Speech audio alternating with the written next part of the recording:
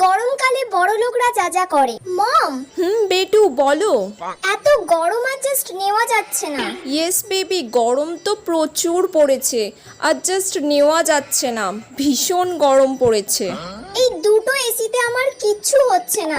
আরো ড্যাডকে বলো 5টা এসির ব্যবস্থা করতে, বাড়ির সব জায়গায় যেন একটা করে এসি থাকে। আমি তোমার ড্যাডকে বলছি আরো 5 জায়গায় 5টা এসি লাগিয়ে দিতে।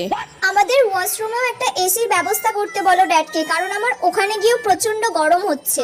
ওকে, ওয়াশরুমেও একটা এসি লাগানোর ব্যবস্থা করতে বলছি তোমার ড্যাডকে আমি। Okay baby.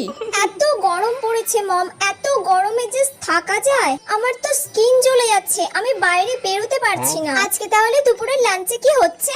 বলো, আজকে দুপুরের লাঞ্চে তুমি কি খেতে চাও? তুমি যেটা বলবে তাহলে সেটাই করতে বলবো। ওকে দেন, পাতলা করে পাবদা মাছের ঝাল করো। ওকে, আমি রামুকে এক্ষুনি বলে দিচ্ছি। ওকে।